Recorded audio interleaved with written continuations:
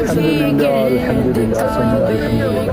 ലോകത്തിലെ എല്ലാ മുസ്ലിങ്ങളുടെ ഒരു ആഗ്രഹമാണ് കഅബത്തിന്റെ മുന്നിൽ നിന്നിട്ട് രണ്ടരക്കായിട്ട് നിസ്കരിക്കണം. അൽഹംദുലില്ലാ ഇന്ന് ജുമാ ദിവസം ജുമാക്ക് തന്നെ ഹറമിന്റെ മുന്നിൽ നിസ്കരിച്ചു. കഅബ നോക്കിക്കൊണ്ട് നിസ്കരിക്കുമ്പോൾ കിട്ടുന്ന ഒരു സുഖമില്ല, അത് ഇന്ന് ശരിക്കും മനസ്സിലാക്കി.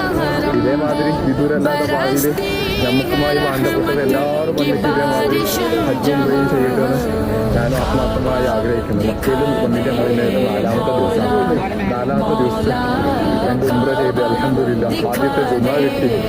അൽഹംദുലില്ലാ ഇനിയും മീറ്റയിലൊരു സന്തോഷം എനിക്ക് ജീവിതത്തിൽ കിട്ടാനില്ല. പിന്നെ ലോകത്തിലെ എല്ലാ മുസ്ലിങ്ങളുടെ ഒരു ആഗ്രഹമാണ് ജീവിതത്തിൽ വെക്കുന്നത് ഈ മക്കൻ്റെ മണ്ണ് ചവിട്ടുക, ഈ മക്കയിൽ വന്നിട്ട് ഒരു ഉംറയെങ്കിലും ചെയ്യാമെന്നുള്ളത്. അൽഹംദുലില്ലാ അതിന് സാധിച്ചതിന് അല്ലാഹുവിനോട് എത്ര ശുക്ർ പറഞ്ഞാലും മതിയാവില്ല. നമ്മളെയൊക്കെ കൊട്ടമ്പടിയിലത്തെ ഉന്താർച്ചാവും കൂടി ഉണ്ട്. ജുമാ കഴിഞ്ഞിട്ട് വന്നാലും ഉന്താർച്ച എന്ത് പറയാനില്ലേ,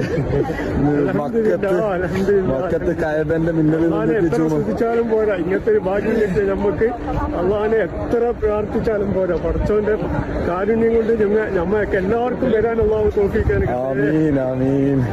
കഅബ നോക്കിയിട്ട് നിസ്കരിക്കുമ്പോൾ കിട്ടുന്ന ഒരു മനസ്സിന് കിട്ടുന്ന ഒരു കുളിർമ തന്നെ വേറെ അല്ലേ.